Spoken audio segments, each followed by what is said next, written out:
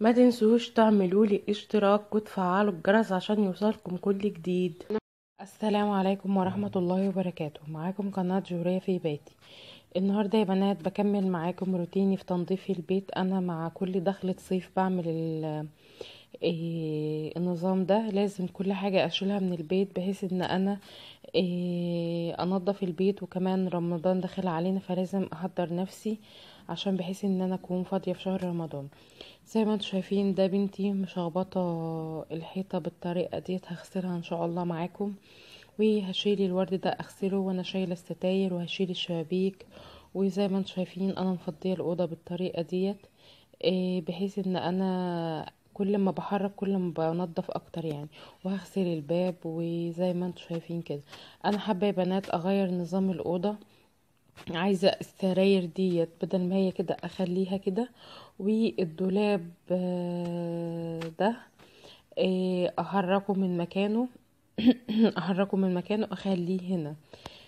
فان شاء الله باذن الله هعمل معاكم كل حاجة، وهنضف الحيطة، وهغسل الأرضية والشبابيك وكله إن شاء الله بكل سهولة ومن غير تعب، ويبقى أبسط الحاجات إن شاء الله بإذن الله. وهيبقى بطريقة سهلة جدا. زي ما انتم شايفين كده يا بنات انا جايبه جردل وحاطه فيه شويه كربوناتو وشويه كلوروكس الوان وشويه مسحوق وشويه خل، عشان خاطر اغسل بيهم الحيطه واغسل بيهم الشخبطه اللي بنتي عملتها. انا بغسل الشخبطه اللي بنتي عملتها، بجيب سفنجه وبالخلطه ديت وبغسلها، بتطلع بكل سهوله. وانا هاخد دلوقتي الجردل وهطلع على الحيطه كلها بالطريقه ديت من اول فوق لحد تحت، بحيث ان انا بدي لمعة للأوضة. هي ما هيش وسخة ولا حاجة، بس بصراحة بالطريقة ديت بتدي نظافة أكتر، وبتدي حيوية حيوية للبيت. بصراحة بتدي طاقة إيجابية جدا لما بتعملي وبتنظفي البيت بالطريقة دي. زي ما انتم شايفين اهوت، لو قابلني مثلا اي حاجة في الحيطة مش نظيفة انا بنضفها وبمنتهى السهولة. وكمان يا بنات ما بتاخدش في ايدي 10 دقايق، يعني ممكن الأوضة كلها على بعضها ما تكملش حتى ربع ساعة في ان انا اعملها كده. وطبعا باخد الحرف ده من الارضية، بحيث ان هو برضك بيبقى عليه كمية تراب كتيرة، فانا بغسلها بالطريقة ديت.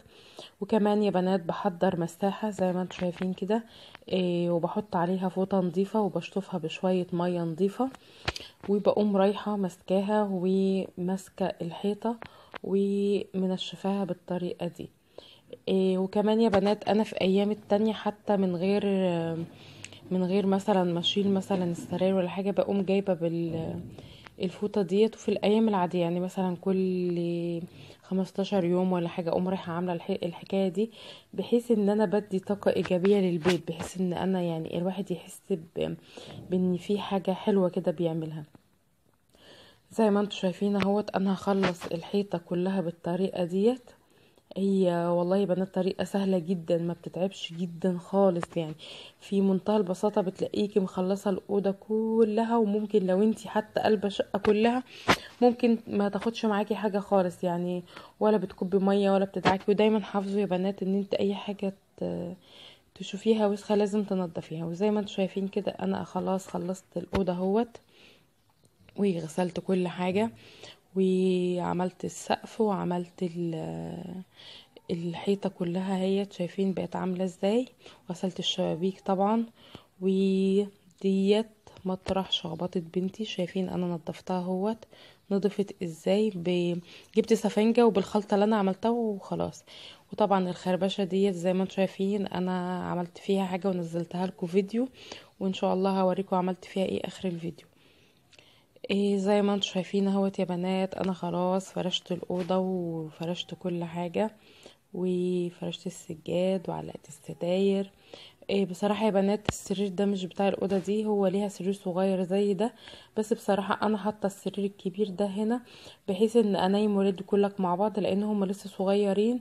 على ما يكبروا ان شاء الله هبدا انقل السرير ده واخليهم الاتنين، إيه الصبيان في مكان والبنات في مكان.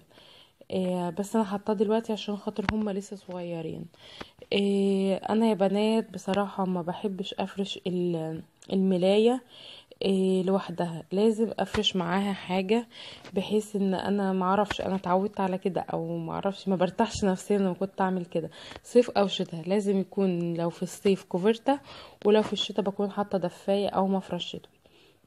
وزي ما انتم شايفين اهوت، انا علقت الستاير ونضفت كل حاجة في الأوضة، ولمعت الخشب وفرشت السجاد. انا كنت غسلته كله قبل كده، وكنت منزلكوا ازاي بغسله. وطبعا الستيكر انا كمان نزلت لكم فيديو ازاي انا بعمله. دي ترابيزه السفرة حطها هنا على مخلص الصاله. وطبعا لمعت الدولاب بملمع الاخشاب. وطبعا ده دولاب اولادي، انا حاطه لهم هدومهم فوق بتاعه الملايات بتاعه السرير. وديت هدوم ولادي التلاتة، وحاطه لكل واحد ضرفته. وديت حاجاتي انا، ديت الهدوم الشتوي بتاعتي انا حطاها هنا عندهم. إيه وكمان ديت الضرفة هيت انا يا بنات. لازم كل سنة الهدوم اللي ولادي ما بيلبسوهاش بضطر اتصرف فيها، لان طبعا احنا بنشتري لهم جديد كل سنة، فحرام ان انا اخليهم ادام بشتري جديد، يبقى لازم ان انا طبعا ده ثبت اللعب بتاع الولاد، وده هدوم ابني الصغير. انا بحب احطها في كيسة زي ديت يا بنات، عشان خاطر هدوم الاطفال بتبقى قطع صغيرة. فطبعا لما بترصيها في الدولاب بصراحة بتاخد حيز كبير جدا، وكمان بتتقع على بعض وممكن تتبهدل لك الدنيا. فاحسن طريقة لقيتها ان انا احطها في الطريقة دي، لانها طبعا بتبقى قطع صغيرة، وطبعا لما بيكبر بتروح لاصحاب نصيبها. وطبعا بنجيب له هدوم تانية جديدة بتنفع ان انت تطبقيها وبتبقى سهلة معاكي. وده مفرش شتوي عندي يا بنات، انا حطاه هنا.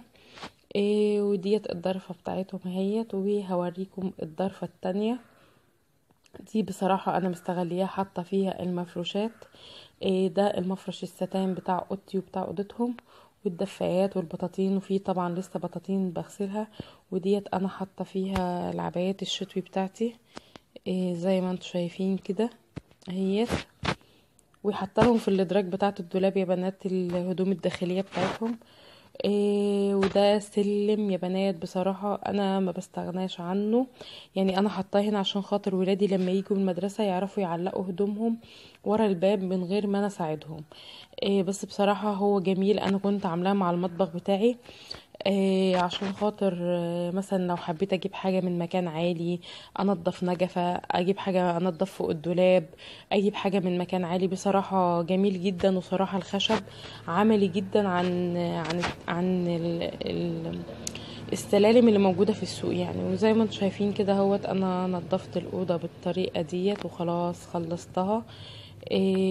وكل حاجة بقت فيها نظيفة وزي الفل، زي ما انتم شايفين كده. وفرشت طبعا